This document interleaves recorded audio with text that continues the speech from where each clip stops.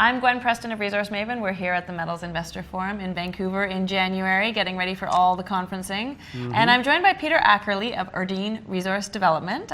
Thanks for coming here today. Thanks for having me.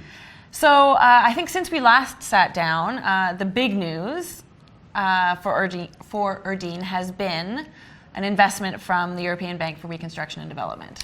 That's right. So I think that deserves a fair bit of focus because Absolutely. EBRD does not invest lightly. They invest in certain jurisdictions and their investment sort of means a lot. Absolutely. So it was a 4-year discussion that we had Was it with really? EBRD. It was. So the serious due diligence took us about 9 months to get through. Okay. It's not like your typical bank where they might do more technical due diligence, a lot of environmental and social due diligence. Okay. And luckily our team has been very focused on that side. From a social license to operate perspective, we've gone above and beyond in terms of community work, environmental work, baseline studies. So that was well received by the bank and allowed us to get through a lot of that due diligence, even though it was 9 months, more quickly than others, or others who just couldn't meet the thresholds or criteria that the bank put in place. And then by meeting those thresholds, and of course, also because EBRD is a major investor in Mongolia, the most important, you now have $5 million to advance Bayan Hundi. That's right. So the injection of funds from EBRD was $5 million convertible loan, and it is being used to move the project from pre-feasibility through to bankable, as well as through all the permits. So we expect by the middle of 2020 to have both of those things accomplished. But I would like to just comment that the money is important, but the EBRD really brings a form of political risk insurance almost, in the sense that they are the biggest foreign investor.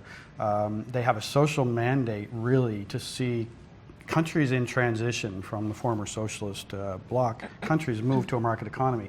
So their real win in this is see a gold mine created. Yeah. So they're not just there for this injection and a short-term investment, they're there to see project finance come in. And I expect them fully to be there to support that as we move forward. Right. So, I mean, exciting times for sure to secure that. Also, I think it's cool that you say by the middle of 2020, you literally had the press release for the bankable feasibility like 2 days ago, and now you say that within 6 months you're going to be finished feasibility and permitting. I think that speaks a lot to, first of all, the quality of the pre-feasibility work that you did, which was to a very high standard, but also to the functionality of Mongolia, and that's something that you have experienced for 20 years with ups and downs, but it's generally worked for you.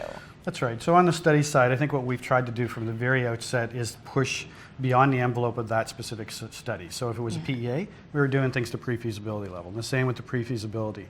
What people don't see behind the scenes is we had already started the geotechnical drilling work in November and December for feasibility, which we didn't announce. And the metallurgical work was being done here in Blue Coast in BC. So the real heavy lifting projects will be delivered within the next 2 months that will feed into the completion of that feasibility, which is then just a desktop exercise. We've also tried to keep it as simple as we possibly can. We've separated Altanar out of the pre-fees and fees. So along the way, there may be areas, and I'm sure they'll come to fruition as we move forward, where we add value. But we want to stay focused, stay on budget, stay on time, and get this delivered. It's a project that has so much flexibility because of the high grade and high return that we can afford to leave some of the jewels till later.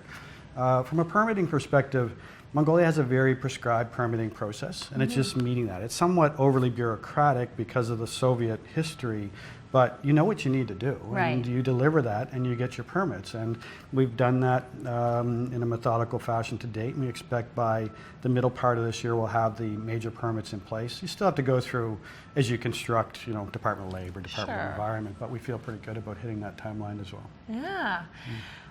Bayan Hundi is a pretty standout project, a 3.7 gram open pit that only costs $40 million to build and gives you a better than 40% rate of return. So on the pre-fees numbers, that's standout.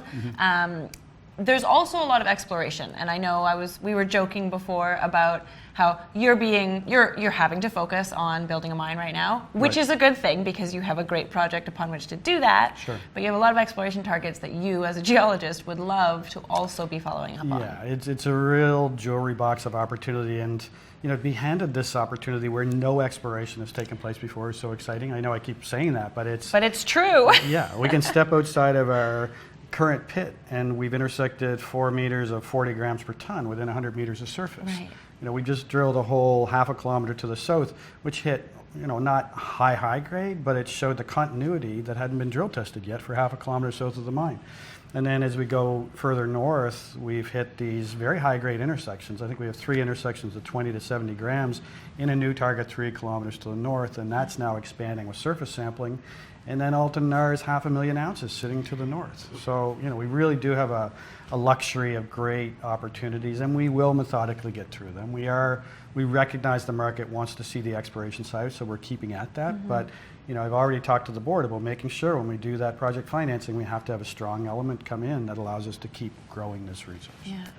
I mean, we should wrap up here, but I think this whole picture leads me to think about avenues to success for Erdene.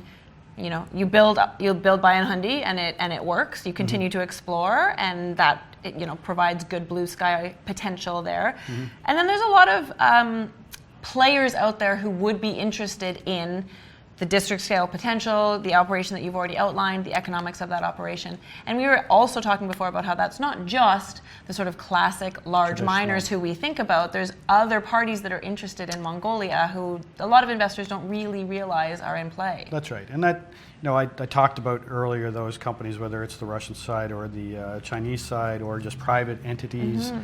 But what that also does is it leads us to gain more investment from the Asian market. So, we have a number of institutions in Hong Kong and Singapore and Malaysia and Australia that are big investors in our register, which again, you don't necessarily see in the North American markets, but it's allowed us to raise the monies we've had and have a strong shareholder register. Busy days. Good luck with the feasibility work. It's exciting. It's exciting times for sure. Yeah. Thanks so much for coming today. Thank you, Gwen.